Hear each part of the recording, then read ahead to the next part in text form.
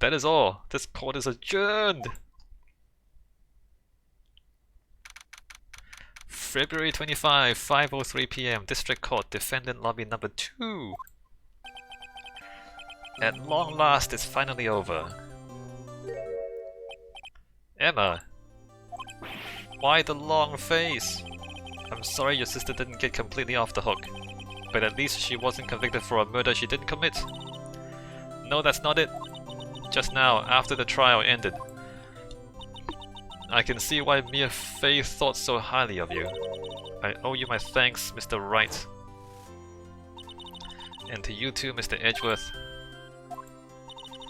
You've suffered every bit as much as I have over these past few days. You've done well.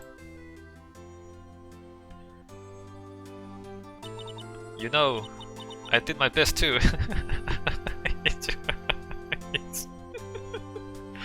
She's just keeping you out of the spotlight, come on.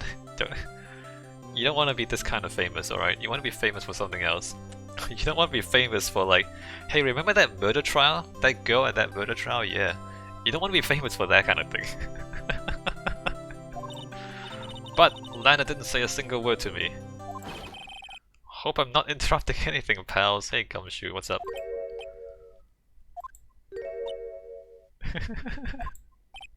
Oh, guess I am. I'll come back later. Wait, Detective Gumshoe, what is it? You're doing this on purpose, aren't you? Making a detective run around while on duty. And to top it off, you call me here. I've seen happier people at funerals. You know, this happens every time. I don't know why you're surprised. Hey, lighten up, pals. I'm only kidding. Oh, are you here because of my sister again? Nope, not this time. I came today because of you, pal. Me? That's right. I thought you'd like to see someone. Lana! Should you be doing this? She's still under arrest, you know. Well, I won't tell if you won't. Yes, I won't tell if you won't. You know, that's like the whole problem with this entire story is I won't tell if you won't. That's how all this started. Emma, I owe you an apology. It's okay, sis. Don't worry about it. That day, 2 years ago.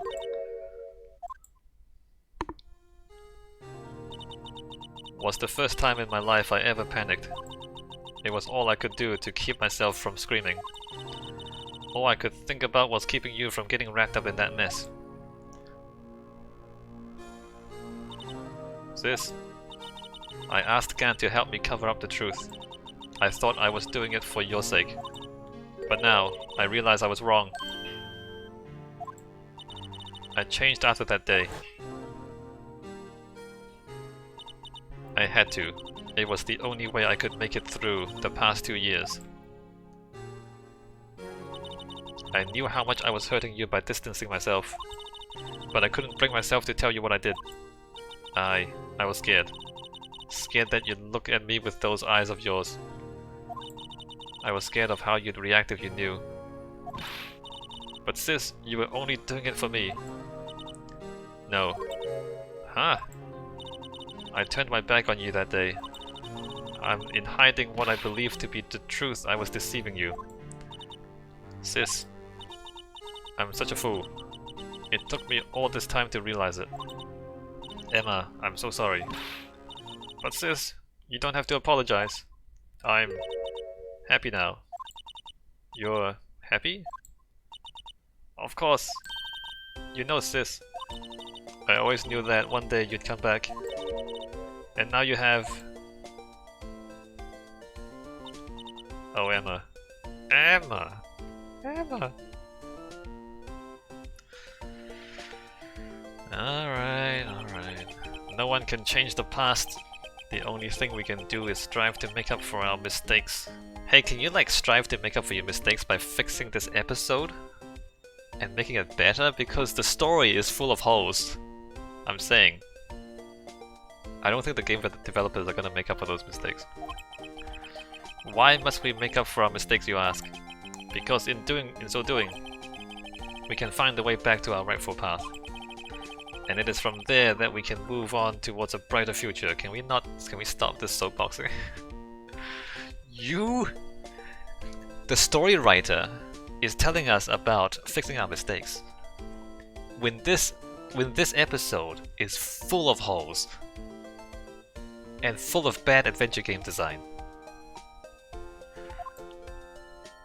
The story is like, if it was like a book, it would be great.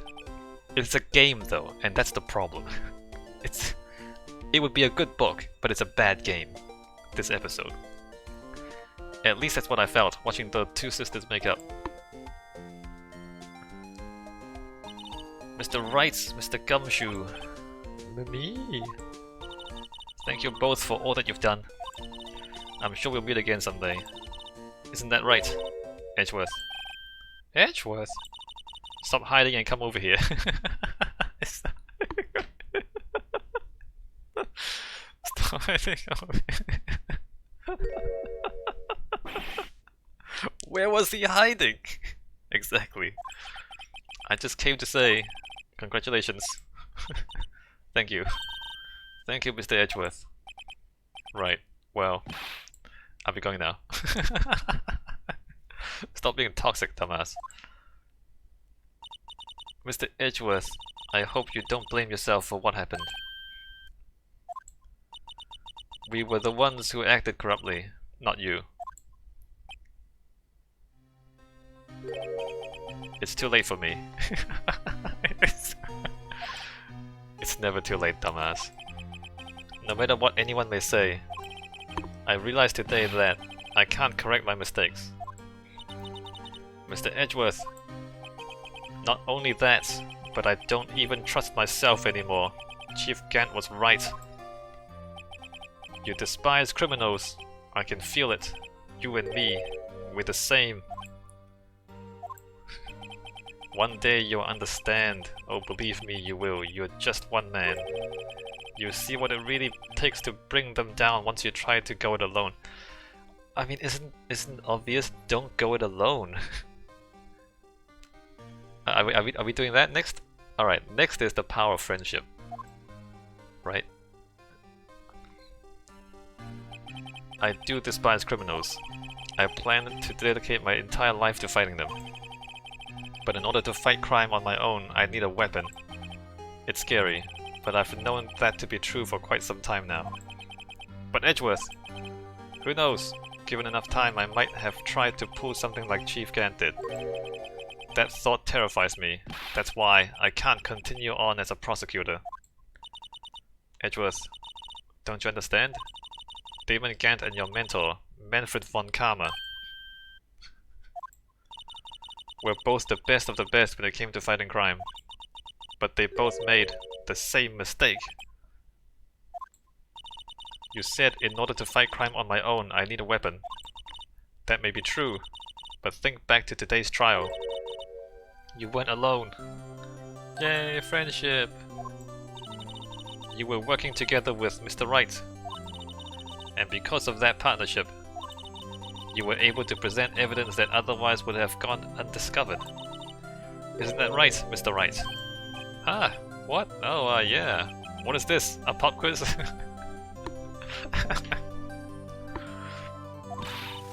Come on, Mr. Wright, show him what Lana's talking about. Bro hug! Bro hug time! Something that neither Edgeworth nor I would have been able to find on our own. Blue Badger. The power of Blue Badger. Something neither Edgeworth or I would have found on our own.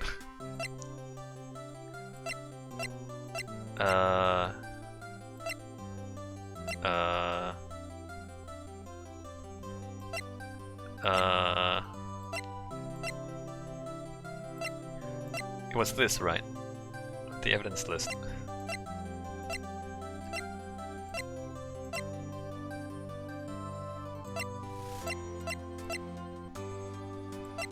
Why? This is the stupidest thing. Okay, it's the evidence list, right? That's the picture I drew. It's also got the blue badge on it. Our counterattack began with this. You had one half of the evidence list, and I had the other. Apart, we wouldn't have been able to completely restore Emma's picture. That didn't just happen by chance, Mr. Edgeworth. It's time for me to go. Alright, bye. Mr. Edgeworth, if you'll excuse me, there are still some loose ends that need wrapping up. Take care, Chief Prosecutor. Alright, bye. Edgeworth! What would you do now?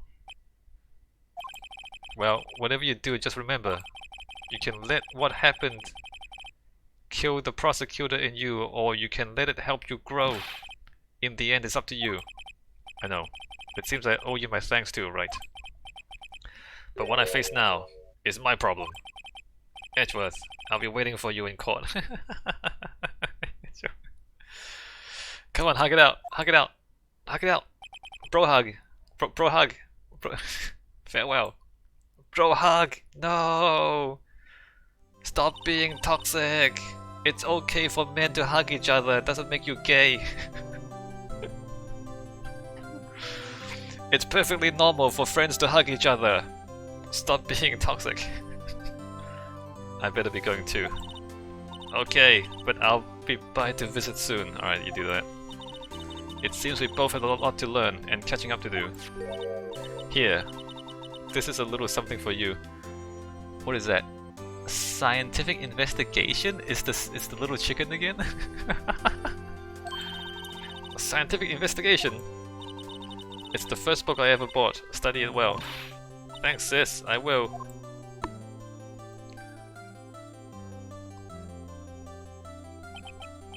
And so another case came to a close. As for the sisters, I have faith.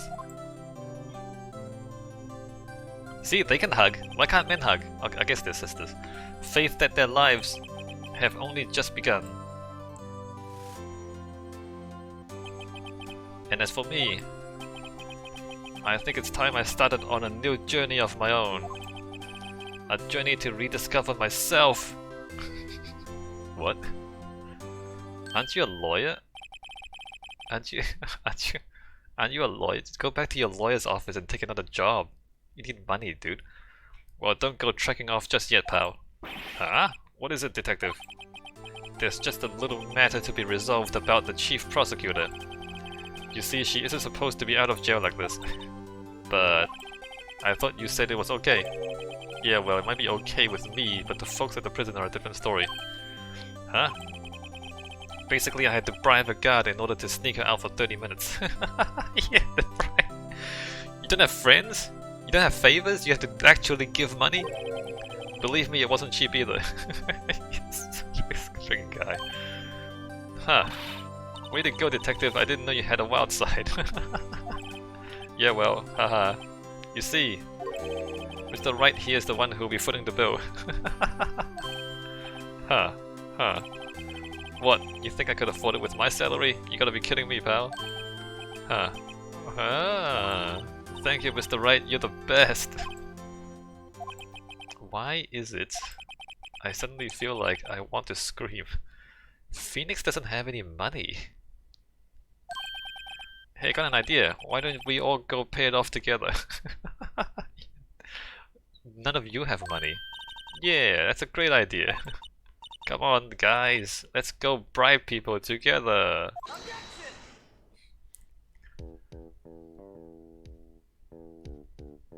Alright, so that's the last episode. Oh, him! Wait, him! He's the guy! He's the guy who made a bad game. I arranged for a friend. Okay, well, I'm not gonna read all this.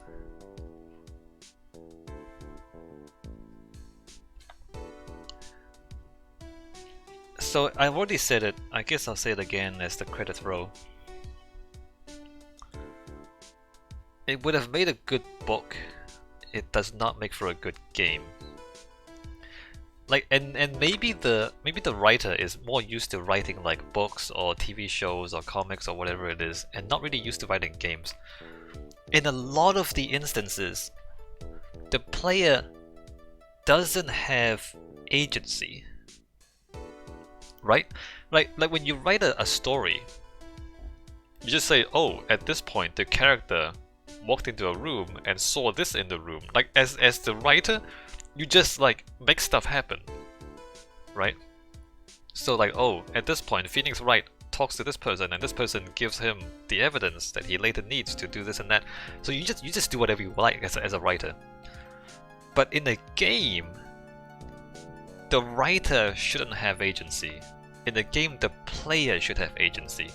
The writer just like sets the chessboard or just sets the environment, and then the player interacts with the environment.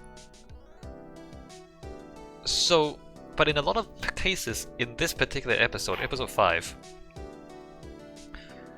like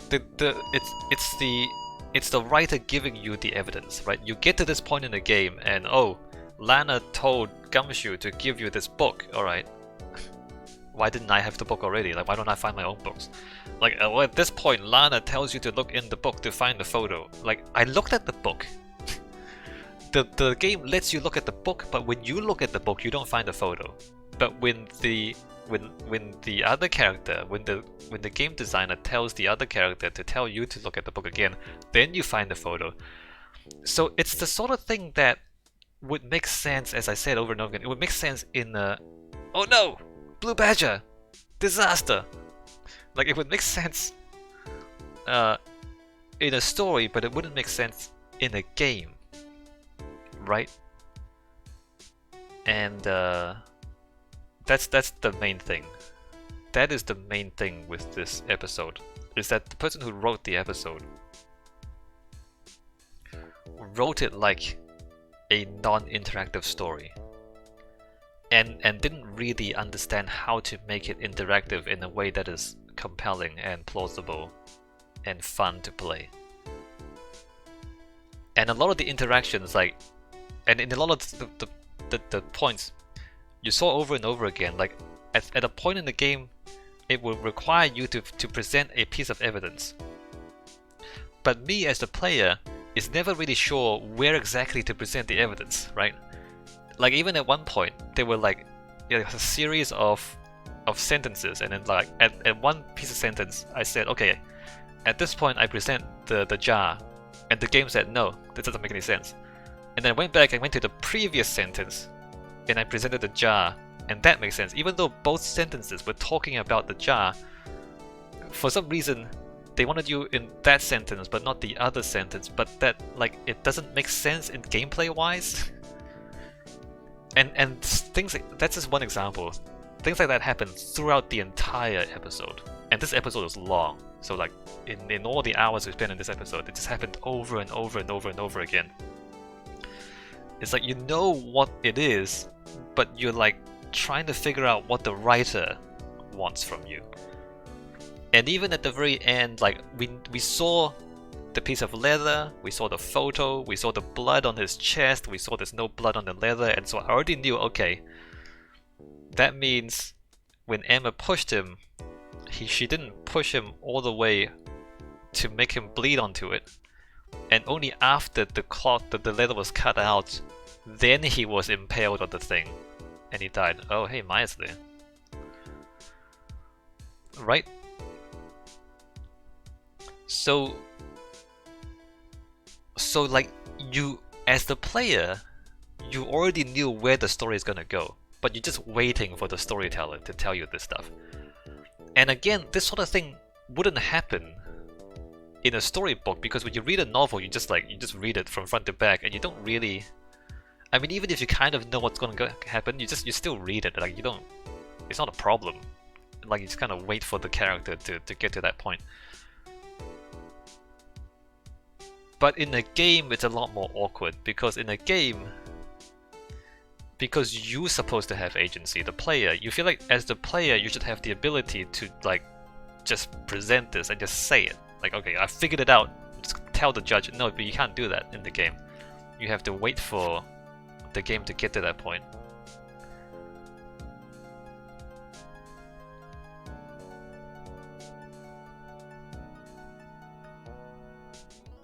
And that's the whole thing. That's the whole thing, is that the writer is thinking from a story writing perspective and not from a gameplay perspective. And that is the root of everything, every objection I have to this episode. It's a shame, because it's a great story, it's just not very good game. It's a great story, it's just not a very good game. Wait a minute, I have to look at this? Scientific investigation. Oh, there's probably a picture in the back.